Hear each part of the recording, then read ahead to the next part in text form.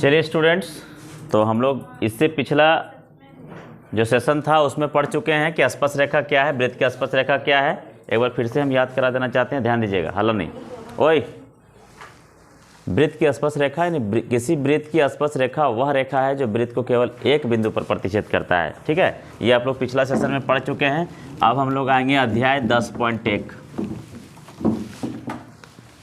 Exercise 10.1, class 10 math का exercise 1 10.1। देखिए ध्यान दीजिएगा, हल्ला नहीं करिएगा। एक वृत्त की कितनी स्पर्श रेखाएं हो सकती हैं? प्रश्न है, एक वृत्त के कितनी स्पर्श रेखाएं हो सकती है? कितनी हो सकती है? एक वृत्त की अनंत स्पर्श रेखाएं हो सकती है, क्योंकि अगर हम एक वृत्त बनाते हैं तो एक यहाँ बन जाएगा, एक यहाँ बन जाएगा, एक यहाँ बन जाएगा, एक यहाँ बन जाएगा, जहाँ चाहिए वहाँ बनते जाएगा, आपका बनेगा ना जी। तो अनेक स्पर्श रेखाएं हो सकती हैं, एक वृत्त के अनेक अनंत स्पर्श रेखाएं हो सकती हैं। दूसरा क्वेश्चन, रिक्त स्थानों की पूर्ति करें, खाली जगह भरना है। उसमें से पहला है, किसी वृत्त की स्पर्श रेखा, किसी वृत्त की स्पर्श रेखा, स्पर्श रेखा उसे, खाली जगह है, बिंदुओं पर प्रतिच्छेद करता हो।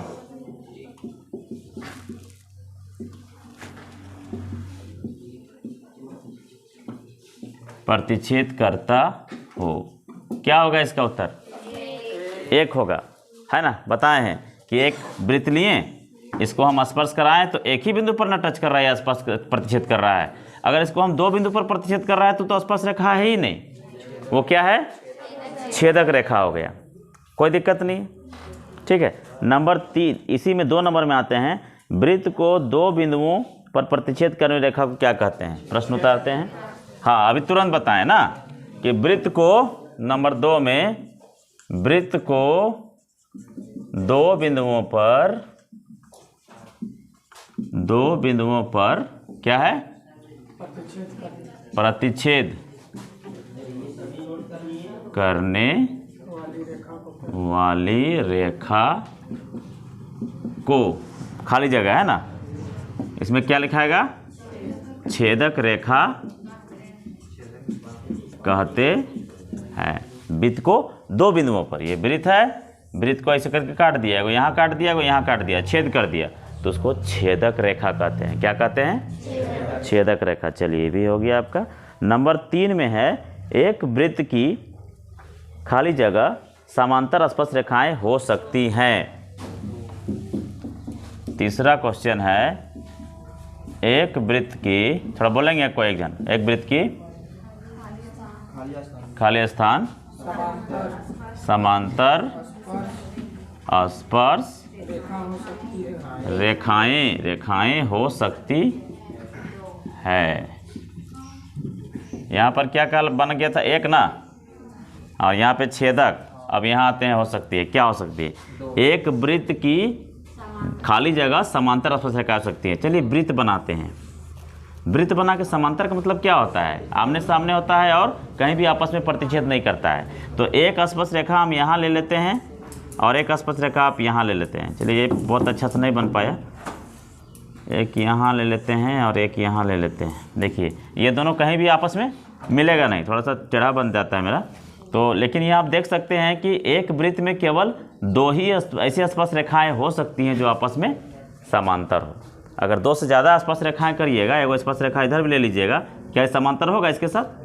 ये तो प्रतिच्छेद हो जाता है। यानी अगर इधर ले रहे हैं तो इधर भी एगो लीजिएगा तो यही दोनों होगा, और इधर ले रहे हैं तो यही दोनों होगा। यानी कुल मिलाकर के आपका एक वृत्त में 2 समांतर स्पर्श रेखाएं हो सकती हैं, उससे अधिक नहीं हो सकता है। ठीक ना। चलिए, तीसरा भी कंप्लीट हो गया। यहाँ क्या हुआ भाई? कितने रेखा हो सकते हैं? 2 स्पर्श रेखाएं हो सकती हैं। नंबर 4 क्या है? वृत्त तथा उसकी स्पर्श रेखा के उभयनिष्ठ बिंदु को, चलिए लिखिए पहले, वृत्त तथा उसके उभयनिष्ठ है, उसकी वृत्त तथा उसकी स्पर्श रेखा के, उसकी स्पर्श रेखा के, स्पर्श रेखा के उभयनिष्ठ बिंदु को, तो खाली जगह है, को खाली जगह कहते हैं। अब ये उभयनिष्ठ क्या होता है, पहले भी आप लोग बता चुके हैं हम। उभयनिष्ठ का मतलब होता है, देहात में क्या बोलते हैं उसको हम लोग, दूध भात, लुटुक फुटका। बचपन में माँ जब छोटे भाई बहन को रखने के लिए बोलती होगी, आपसे जो छोटे भाई बहन होगा, आप मान लीजिए 5-6 बच्चे, टोला मोहल्ला के बच्चे खेल रहे हैं, है ना, छोटा भाई है आपका, एक छोटा भाई तुन्नू सा है, 1.5 साल 2 साल का है, तनी तनी चल रहा है, पीहू जैसा चल रहा है, माँ को परेशान कर रहा है, और तुम खेल रहे हो, तो माँ एक ठो कलछुल उठा करके तुमको दौड़ाएगी, अब बोलेगी बदमाशी करेगी, अभी इसको खिला नहीं सकती है, तो तुम सोचेगी क्या किया जाए, इसको लाया जाए और बीच में भीड़ में छोड़ दिया जाए। आप बीच में भीड़ में छोड़ दीजिएगा और आप भी खेलते रहिएगा, वो भी खेलते रहेगी, तो वो कहेगी हम किधर खेलेंगे, अपना भाषा में बोलेगी, या बोलेगा जो भी आपका भाई या बहन होगा, तो आप बोलिएगा तुम दोनों तरफ रहो, तुम खेल रहे हो छुएल, तो तुमको भी जाके धोपा, छुपा छुपी खेलते हो ना, धोपा, जिसको पा जाता है उसको धोपा बोला जाता है, ऐसे करके पीछे से मार के बोलते हैं धोपा।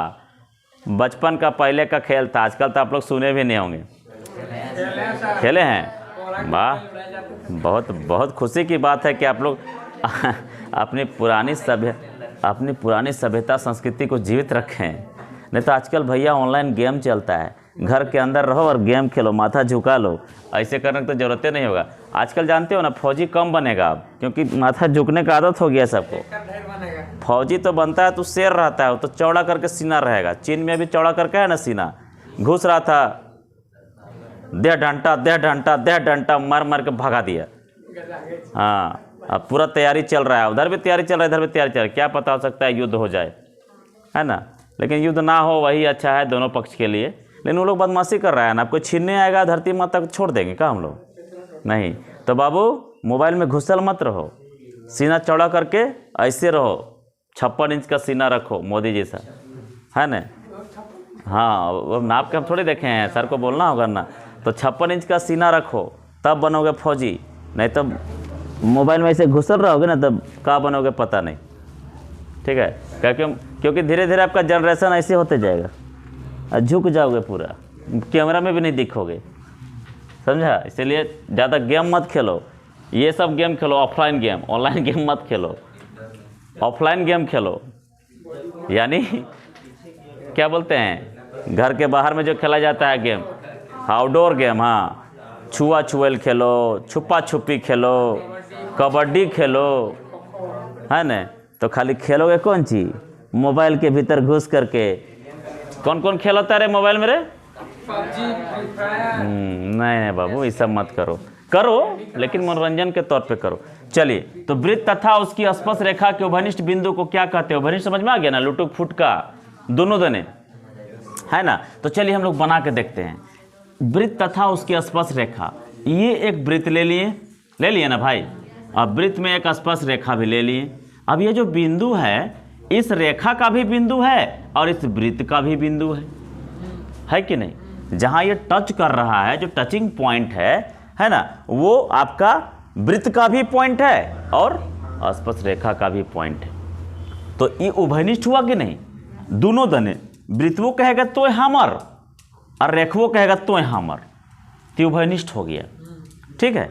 तो उभयनिष्ठ जो बिंदु है, वो बिंदु को स्पर्श बिंदु कहा जाता है। क्या कहा जाता है, स्पर्श बिंदु कहा जाता है। प्रीवियस क्लास में हम बता चुके थे आपको, तो यहाँ हो जाएगा स्पर्श बिंदु, स्पर्श बिंदु, ओके, कोई दिक्कत। तो ये आपका टोटल क्वेश्चन खत्म हो गया। नंबर 3 पढ़ेंगे, पॉज कीजिए बाबू, जल्दी से इसको, जल्दी नोट कीजिए, इसको नोट करिए। क्वेश्चन नंबर 3 हम यहाँ लिख दिए हैं कि समझ लीजिए पहले, 5 सेंटीमीटर त्रिज्या वाले एक वृत्त के बिंदु P पर, त्रिज्या कैसा है 5 सेंटीमीटर वाला एक वृत्त है जिसका त्रिज्या कितना है 5 सेंटीमीटर है। ये केंद्र है तो मान के चलो ये त्रिज्या है, ये कितना है 5 सेंटीमीटर है। ठीक है, आगे बोल रहा है 5 सेंटीमीटर वाले एक वृत्त के, तो भैया ओ केंद्र वाला वृत्त ही रहता है ना।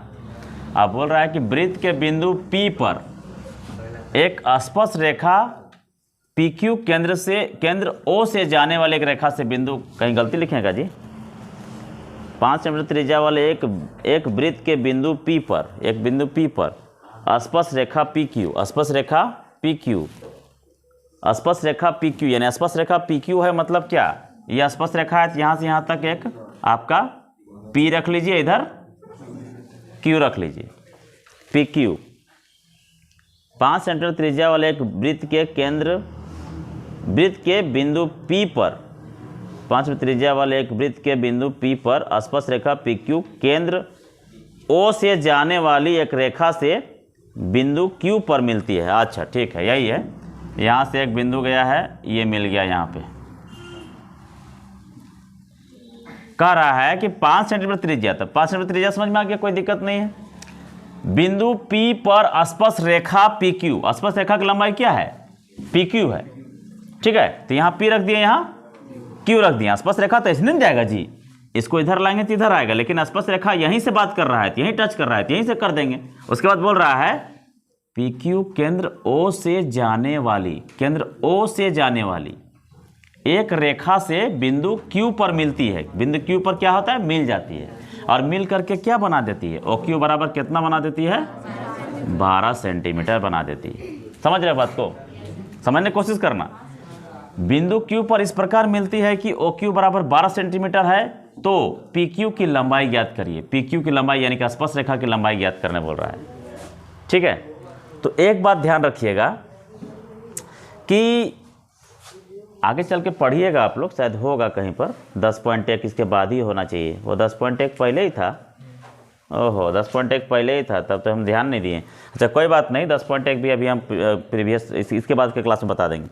10.1 खाली समझ लीजिए, खाली क्या कह रहा है कि वृत्त के किसी बिंदु पर स्पर्श रेखा बिंदु से जाने वाली त्रिज्या पर लंब होती है। मान लीजिए ये वृत्त है और यहाँ से केंद्र से एक ठो यहाँ से स्पर्श रेखा गया है ऐसे करके, तो वो क्या होता है यहाँ वृत्त पर, इस पर त्रिज्या पर क्या होता है लंब होता है, यानी यहाँ 90 डिग्री कोण बनता है भाई साहब। ठीक है, तो 90 डिग्री कोण बनता है मतलब कि ये हो गया कर्ण, ये क्या हो गया आपका कर्ण हो गया। और इसको चाहे लंब मान लीजिए, चाहे इसको लंब मान लीजिए, चाहे इसको आधार मान लीजिए, चाहे इसको आधार मान लीजिए। चलिए इसी को आधार मान लेते हैं, तो आपका ये 90 डिग्री का कोण बन गया। तो ये लंब हो गया, आधार हो गया, ये कौन हो गया कर्ण हो गया। तो ये आपका कर्ण हो गया, ये क्या हो गया कर्ण, यानी कि H हो गया, H होता है ना जी। और ये आपका B बना दीजिए, इसको P बना दीजिए। तो उस कंडीशन में क्या हो गया आपका, चूंकि यहाँ त्रिभुज OPQ क्या है, एक समकोण त्रिभुज है। क्या है भाई, एक समकोण त्रिभुज है। कहाँ से, प्रमेय 10.1 से। प्रमेय 10.1 द्वारा ये सिद्ध होता है कि अगर ये कंडीशन रहा कि केंद्र से कोई त्रिज्या डाला जाए स्पर्श रेखा पर, तो वो क्या होता है लंब होता है। क्या होता है लंब होता है, यानी कि 90 डिग्री का कोण बनता है, तो ये बन जाता है लंब या आधार। तो लंब ये होता है, ये आधार होता है, ये कर्ण हो जाता है। यानी कि जो बाही बिंदु बोलते हैं, इसको क्या बोलते हैं बाही बिंदु। तो बाही बिंदु से केंद्र जो मिलता है उस रेखा को हमेशा कर्ण कहते हैं। याद रखना, हमेशा याद रखना कि केंद्र से बाही बिंदु की जो दूरी होती है, स्पर्श रेखा को छोड़ देना। यहाँ पर देखो 3 चीज आपके पास आ रहा है। पहला तो कह रहा है कि OQ आपका क्या हो जा रहा है त्रिज्या, OP जो है त्रिज्या हो रहा है। क्या हो रहा है त्रिज्या हो रहा है। तो त्रिज्या होता है, वो तो कर्ण हो ही नहीं सकता है। उसके बाद स्पर्श रेखा भी जान रहे हैं, स्पर्श रेखा यहाँ से यहाँ टच कर रहा है, स्पर्श रेखा हो गया। तो ये दोनों छोड़ के जो तीसरा रेखा होता है ना, वही बन जाता है कर्ण। क्या बन जाता है समझ में आ गया ना। तो अब आप जानते हैं समकोण त्रिभुज में आपको पता है कौन कर्ण है, कौन लंब है, कौन आधार, इसका क्या नियम होता है, पाइथागोरस प्रमेय है ना। तो समकोण त्रिभुज बन रहा है प्रमेय 10.1 से, इसीलिए पाइथागोरस प्रमेय द्वारा, पाइथागोरस प्रमेय द्वारा क्या हो जाएगा भैया कर्ण स्क्वायर है ना। कर्ण स्क्वायर मतलब कि चलिए सूत्र भी लिख लीजिए, क्या दिक्कत है। एच स्क्वायर बराबर P square plus B square. आपका कर्ण दिया हुआ है ना, आपका लंब भी दिया हुआ है, आपको निकालना क्या है, आधार। तो चलिए एच बराबर क्या है, ओ क्यू स्क्वायर, यहाँ दिखेगा जी। चलिए यहाँ से यहाँ आ जाते हैं, हाँ दिख रहा है, ठीक है। ओ क्यू स्क्वायर यानी कि कर्ण स्क्वायर बराबर लंब कौन है भाई, O P square. O P कितना है, अभी खाली लिख लीजिए, और ये हो जाएगा पी क्यू स्क्वायर। ये आपका पाइथागोरस प्रमेय है ना। आपको पाइथागोरस प्रमेय में पी बराबर भी बताए हैं, बी बराबर भी बताए हैं, लेकिन अगर ऐसा नहीं कर पाते हैं तो कोई बात नहीं, डायरेक्ट यहीं पे बन जाएगा, कोई दिक्कत नहीं है। ओ क्यू बराबर कितना है, 12 स्क्वायर। ओ पी बराबर कितना है, 5 स्क्वायर प्लस पी क्यू तो ज्ञात करना है ना आपको। यहाँ लाइन खींच दे, इधर चमक रहा है क्या, बाबू, नहीं तो 12 12 ये कितना होता है बाबू, और 5 25 कितना है पता बाबू, तो इधर आके 25 हो जाएगा ना माइनस में, और यहाँ आपका पी क्यू स्क्वायर है। अब ये स्क्वायर को भी उठा के इधर कर देंगे तो 144 में 25 जाएगा, कितना बचेगा, 14 में 5 गया तो 9, 119 है ना। और ये जो स्क्वायर है इधर आके क्या बन जाएगा, रूट बन जाएगा पी क्यू, इसीलिए पी क्यू बराबर हो जाएगा root over 119 centimetre. Answer question में आपका ऑप्शन दिया हुआ है, हम यहाँ डायरेक्ट ज्ञात करें लिख दिए हैं, लेकिन इसमें ऑप्शन दिया हुआ है, आप देख सकते हैं क्वेश्चन में कि ऑप्शन दिया हुआ है 12 centimetre, 13 centimetre, 8.5 centimetre, root over 119 centimetre. तो यह आंसर हुआ। फिर से एक बार समझिए, ये चित्र को, इसको समझना बहुत जरूरी है, क्वेश्चन आता है यहाँ पर देखिए, बोल रहा है कि 5 सेंटीमीटर त्रिज्या वाला एक वृत्त है, तो त्रिज्या ये हो गया। फिर कह रहा है कि P पर स्पर्श रेखा PQ केंद्र O से, PQ स्पर्श रेखा बोल दिया, PQ क्या बोल दिया, स्पर्श रेखा, ठीक है, हम लिख लिए PQ स्पर्श रेखा, बना भी दिए। अब कह रहा है कि O से स्पर्श रेखा जहाँ गया है Q, उस पर मिल रहा है, और मिलने वाला जो रेखा है वो कितना है, 12 सेंटीमीटर। इसका मतलब हम यहाँ पर क्लियर कर दिए कि आपका केंद्र से होते हुए जो त्रिज्या नीचे आता है स्पर्श रेखा पर, वहाँ पर 90 डिग्री का कौन बनता है, मतलब ये समकोण त्रिभुज है, मतलब ये P है, ये B है और ये H है। तो H आपका दिया हुआ है, P आपका दिया हुआ है, यह लिख दिए, इसलिए समकोण त्रिभुज OPQ क्या है, एक समकोण त्रिभुज है। OPQ क्या है, एक समकोण त्रिभुज है, इसलिए पाइथागोरस प्रमेय से H स्क्वायर बराबर P स्क्वायर यानी लंब स्क्वायर प्लस B स्क्वायर, कोई दिक्कत नहीं आता। अब यहाँ पर OQ बैठा दिए, जो H है वो बैठा दिए, P है वो बैठा दिए, B है वो बैठा दिए। स्नेहा कुमारी ध्यान से देखना, OQ स्क्वायर यानी 12 12 12 ही है, 12 स्क्वायर, और OP का मतलब 5 स्क्वायर, और PQ ज्ञात नहीं है। 12 12 है 144, 5 5 25, 25 को क्या किया, बराबर किधर उठा के ले आए, माइनस होगा कि नहीं होगा। और ये जो है आपका स्क्वायर, उसको बराबर किधर धकेल देंगे तो क्या होगा, 119 रूट हो जाएगा, घटा देंगे तो 119 हो जाएगा। PQ बराबर आपका 119 सेंटीमीटर आंसर आ गया, ठीक है। पॉज करो, जल्दी से नोट करो इसको।